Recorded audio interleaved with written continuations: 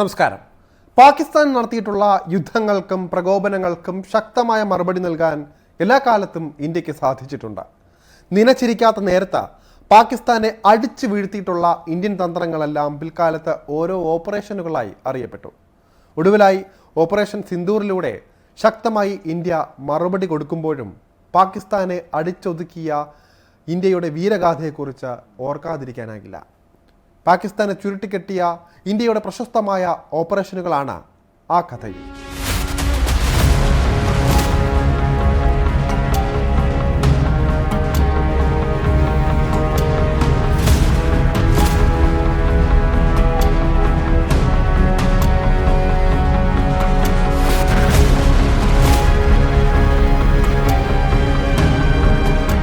ആയിരത്തി 1947 മുതൽ ഇന്ത്യയും പാകിസ്ഥാനും 4 പൂർണ്ണമായ യുദ്ധങ്ങളും നിരവധി ഏറ്റുമുട്ടലുകളും എതിർപ്പുകളും ഷാഡോ അറ്റാക്കുകളും നടത്തിയിട്ടുണ്ട്. നേരിട്ടുള്ള സൈനിക ഭീഷണികൾക്കും അതിർത്തി കടന്നുള്ള ഭീകരതയ്ക്കും മറുപടിയായി പതിറ്റാണ്ടുകളായി ഇന്ത്യ നിരവധി സൈനിക നടപടികൾ തുടരുകയും ചെയ്തു. അവയിൽ ഏറ്റവും പുതിയതായിരുന്നു ഓപ്പറേഷൻ സിന്ദൂർ. ഇതിനൊരു പ്രത്യേകതയുണ്ടായിരുന്നു. ഇന്ത്യയുടെ കൃത്യതയുടെയും തന്ത്രപരമായ സംയമനത്തിൻ്റെയും ഉദാഹരണമായിട്ടാണ് ഇതറിയപ്പെട്ടത്. ഇന്ത്യ ഒരുക്കിയ പ്ലാനുകളിൽ കൃത്യമായി വീണ പാകിസ്ഥാന് ഒരു ഘട്ടത്തിൽ പോലും ആധിപത്യം പുലർത്താനും സാധിച്ചില്ല. മുൻകാല ഓപ്പറേഷനുകളിൽ നിന്ന് ലഭിച്ച അനുഭവങ്ങളും അറിവുകളും ഇന്ത്യക്ക് ഇതിൽ പ്രചോദനമായി. Operation riddle, operation ablaze, operation cactus lily, operation trident, operation python, operation Meghdoot, operation Vijay, operation Safed Sagar, operation Bandar തുടങ്ങിയ പേരുകളാണ് മുൻകാലങ്ങളിൽ പാകിസ്ഥാനെതിരായ സൈനിക നടപടികളിൽ സംഘർഷങ്ങളിൽ ഇന്ത്യ ഉപയോഗിച്ചത്. 1947 ഒക്ടോബറിൽ സ്വാതന്ത്ര്യലബ്ധിക്ക് ശേഷം ഗോത്ര സായുധ സംഘങ്ങളും പാകിസ്ഥാൻ റെഗുലേറ്റർമാരും ജമ്മു കാശ്മീരിലേക്ക് നുഴഞ്ഞുകയറി. കാശ്മീർ അപ്പോഴാണ് പാകിസ്ഥാൻ ആക്രമണത്തിനെതിരായ ഇന്ത്യയുടെ ആദ്യ സൈനിക പ്രതികരണം ഉണ്ടായത്. പാകിസ്ഥാൻ ഓപ്പറേഷൻ ഗുൽമാർഗ് എന്ന രഹസ്യനാമത്തിൽ നാമകരണം ചെയ്ത ഈ കടന്നുകയറ്റം 1947 ഒക്ടോബർ 27 ശ്രീനഗറിലേക്ക് സൈനിക വ്യോമാക്രമണം നടത്താൻ ഇന്ത്യയെ പ്രേരിപ്പിച്ചു. 1948 വരെ നീണ്ടുനിന്ന സംഘർഷം 1949 ജനുവരിയിൽ ഐക്യരാഷ്ട്രസഭയുടെ മധ്യസ്ഥതയിൽ വെടിനിർത്തൽ പ്രഖ്യാപിക്കപ്പെട്ടതോടെ അവസാനിച്ചു. ജമ്മു കാശ്മീരിന്റെ 2/3 ഭാഗവും ഇന്ത്യ നിലനിർത്തി. ബാക്കിയുള്ള ഭാഗം, അതായത് ഇപ്പോഴുള്ള POK, പാകിസ്ഥാൻ കൈവശപ്പെടുത്തി.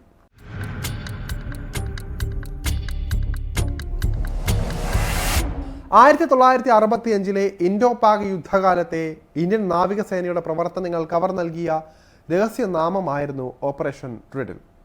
ഇന്ത്യയുടെ പടിഞ്ഞാറൻ തീരത്തിൻ്റെ പ്രതിരോധം പ്രധാനമായും ലക്ഷ്യമിട്ടിരുന്ന ഈ ഓപ്പറേഷനിൽ പാകിസ്ഥാൻ ആക്രമണം തടയുന്നതിനായി നാവിക വിന്യാസങ്ങൾ ഉൾപ്പെട്ടിരുന്നു. വലിയ ആക്രമണമൊന്നും ആരംഭിച്ചില്ല എങ്കിലും ഈ ഓപ്പറേഷൻ ഒരു തന്ത്രപരമായ പുനർനിർണയത്തിലേക്ക് നയിച്ചു. ഇത് തുടർന്നുള്ള വർഷങ്ങളിൽ കൂടുതൽ ഉറച്ച നാവിക സിദ്ധാന്തത്തിന് കാരണമായി.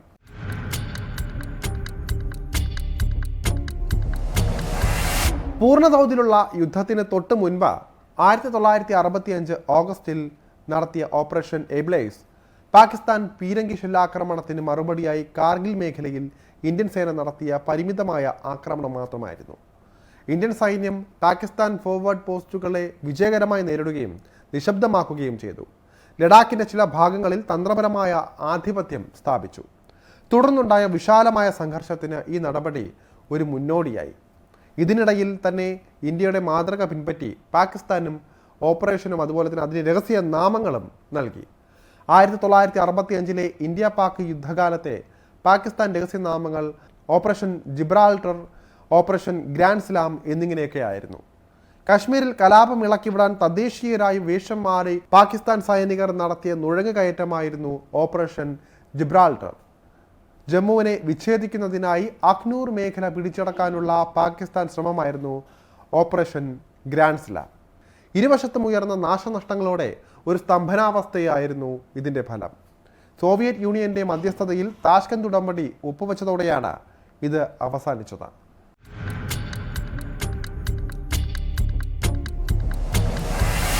ബംഗ്ലാദേശ് രൂപീകരണത്തിലേക്ക് നയിച്ച 1971 ഇൻഡോ പാക് യുദ്ധത്തിൽ ഇന്ത്യൻ സൈന്യം പടിഞ്ഞാറൻ മുന്നണിയിൽ ഓപ്പറേഷൻ കാക്ടസ് ലില്ലി ആരംഭിച്ചു. പ്രധാന നാവിക ആക്രമണങ്ങളായ ഓപ്പറേഷൻ ട്രൈഡന്റിനും ഓപ്പറേഷൻ പൈത്തണിനും ഇത് പൂരകമായി. പടിഞ്ഞാറൻ ഭാഗത്തെ പാകിസ്ഥാൻ മുന്നേറ്റങ്ങളെ ഇന്ത്യ വിജയകരമായി തടഞ്ഞു.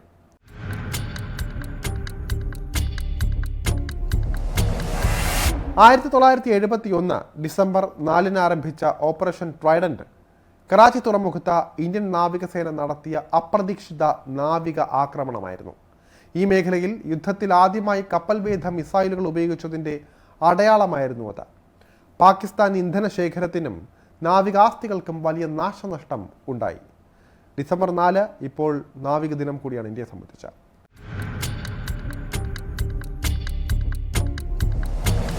ഓപ്പറേഷൻ ട്രൈഡന്റിന്റെ തുടർച്ചയായി 1971 ഡിസംബർ 8 കറാച്ചിയിലെ ശേഷിക്കുന്ന പാകിസ്ഥാൻ നാവിക കേന്ദ്രങ്ങളെ ലക്ഷ്യമിട്ട ഓപ്പറേഷൻ പൈത്തൺ നടപ്പിലാക്കി.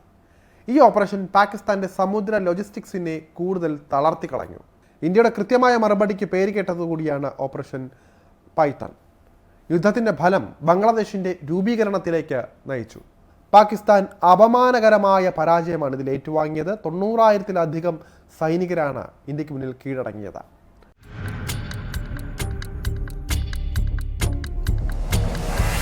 പാകിസ്ഥാനെ നേരിട്ട് ആക്രമിച്ചില്ല എങ്കിലും 1984 ഏപ്രിലിൽ പാകിസ്ഥാൻ നിയന്ത്രണം ഉറപ്പാക്കുന്നതിന് മുൻപ് ഇന്ത്യൻ സൈന്യം സിയാച്ചിൻ ഹിമാനിയുടെ മുൻകൂർ അധിനിവേശം നടത്തിയതാണ് ഓപ്പറേഷൻ മേഘദൂത.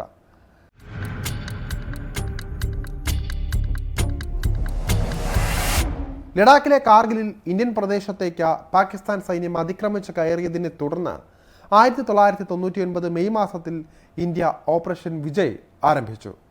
ഓപ്പറേഷൻ സഫേദ് സാഗറിന്റെ കീഴിൽ വ്യോമസേനയുടെ ഗണ്യമായ പിന്തുണയോടെ നുഴഞ്ഞുകയറ്റക്കാരെ വിജയകരമായി ഇന്ത്യ ഒഴിപ്പിച്ചു. ഉയർന്ന പ്രദേശങ്ങളിൽ നടത്തുന്ന ഏറ്റവും തീവ്രമായ യുദ്ധപ്രവർത്തനങ്ങളിൽ ഒന്നായിട്ടാണ് ഇതിനെ കണക്കാക്കുന്നത്. ഇന്ത്യ പ്രധാന കൊടുമുടികളും വരമ്പുകളും തിരിച്ചുപിടിച്ചു.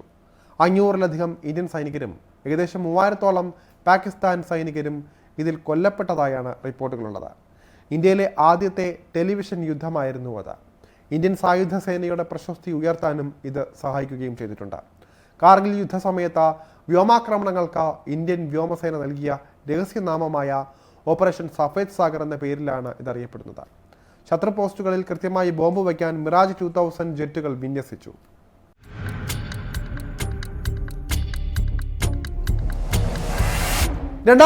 ഇന്ത്യൻ പാർലമെന്റ് ആക്രമണത്തെ തുടർന്ന് പാകിസ്ഥാൻ അതിർത്തിയിൽ വൻതോതിൽ സൈനികരെ വിന്യസിക്കുന്ന നടപടി ഓപ്പറേഷൻ പരാക്രം എന്ന പേരിൽ ആരംഭിച്ചു. പൂർണ്ണ തോതിലുള്ള യുദ്ധത്തിൽ നിന്ന് അത് അവസാനിച്ചെങ്കിലും 10 മാസം നീണ്ടുനിന്ന ആ സംഘർഷം 1971 ശേഷമുള്ള ഏറ്റവും വലിയ സൈനിക വിന്യാസങ്ങളിൽ ഒന്ന് തന്നെയായിരുന്നു.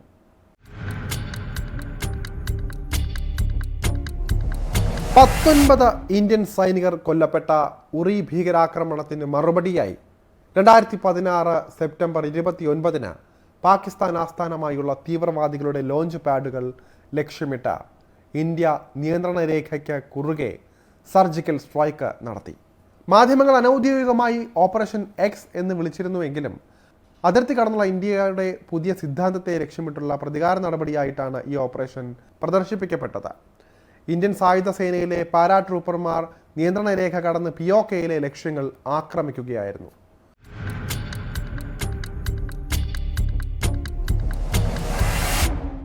പുൽവാമ ഭീകരാക്രമണത്തിന് ശേഷം 2019 ഫെബ്രുവരി 26 ഇന്ത്യ പാകിസ്ഥാനിലെ ബാലക്കോട്ടിൽ വ്യോമാക്രമണം നടത്തി.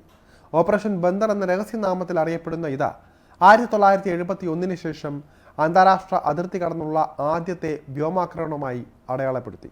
ജെയ്ഷെ ഇ മുഹമ്മദ് പരിശീലന കേന്ദ്രം ലക്ഷ്യമിട്ടായിരുന്നു ഇത്. 40 CRPF ജവാന്മാരുടെ മരണത്തിനിടയാക്കിയ പുൽവാമ ചാവേർ ബോംബാക്രമണത്തിനുള്ള മറുപടിയായിരുന്നു ഇത്. ഖൈബർ പഖ്തൂൺഖ്വയിലെ ബാലക്കോട്ടിലുള്ള ജെയ്ഷ് ഇ മുഹമ്മദ് പരിശീലന ക്യാമ്പുകളിൽ വ്യോമാക്രമണം നടത്തുകയായിരുന്നു ലക്ഷ്യം. മിറാജ് 2000 വിമാനങ്ങൾ കൃത്യതയുള്ള യുദ്ധോപകരണങ്ങൾ ലക്ഷ്യങ്ങളിൽ വർഷിച്ചു. 1971 ശേഷം പാകിസ്ഥാൻ പ്രദേശത്തേക്ക് ഇന്ത്യ നടത്തിയ ആദ്യത്തെ വ്യോമാക്രമണമാണ് ഇത്. ഫെബ്രുവരി 27 പാകിസ്ഥാൻ വ്യോമാക്രമണത്തിലൂടെ ഇത് പ്രതികരിച്ചു. ഇത് ഇന്ത്യൻ വ്യോമസേനയുടെ പൈലറ്റ് അഭിനന്ദൻ വർദ്ധമാനെ പിടികൂടി തിരികെ കൊണ്ടുവന്നു. പാകിസ്ഥാനെതിരായ ഇന്ത്യയുടെ സൈനിക നടപടികൾ പരമ്പരാഗത യുദ്ധങ്ങളിൽ നിന്ന് കൃത്യമായ ആക്രമണത്തിലേക്കും സങ്കര സിദ്ധാന്തങ്ങളിലേക്കുമുള്ള ഒരു മാറ്റത്തെ പ്രതിഫലിപ്പിക്കുന്നതായിരുന്നു. 1947, 1965, 1971 വർഷങ്ങളിലെ വലിയ തോതിലുള്ള യുദ്ധങ്ങൾ മുതൽ ഓപ്പറേഷൻ ബന്ദർ, ഓപ്പറേഷൻ സിന്ദൂർ പോലുള്ള ലക്ഷ്യമിട്ടുള്ള ആക്രമണങ്ങൾ വരെ ഇന്ത്യയുടെ ഭീകരവിരുദ്ധ പ്രതിരോധ തന്ത്രങ്ങൾ എങ്ങനെ വികസിച്ചു കൊണ്ടിരിക്കുകയാണെന്നുള്ളതിനുള്ള ഉദാഹരണം കൂടിയായി മാറി. ഓപ്പറേഷൻ സിന്ദൂറിലൂടെ സംഘർഷം നിയന്ത്രിക്കുന്നതിനൊപ്പം കര, വ്യോമ, നാവികസേനയുടെ പ്രവർത്തനങ്ങൾ നടത്താനുള്ള കഴിവ് എടുത്തു കാണിക്കുന്നതായിരുന്നു ഇന്ത്യയുടെ ഭാഗത്ത് നിന്ന്. ഇന്ത്യയോട് തോൽവി അനുഭവിച്ചു കൊണ്ടിരിക്കുന്ന പാകിസ്ഥാൻ അപക്വമായ തീരുമാനങ്ങളിലൂടെ കൂടുതൽ പ്രതിസന്ധികളിലേക്ക് നീങ്ങുകയാണെന്ന് പറയാം. വാക്കുകൾക്ക് ഒരു വിലയും കൽപ്പിക്കാതെ പ്രകോപനം തുടരുന്ന പാകിസ്ഥാന് മേൽ ഇന്ത്യൻ ഓപ്പറേഷനുകൾ തുടർന്നുകൊണ്ടേയിരിക്കുകയാണ്.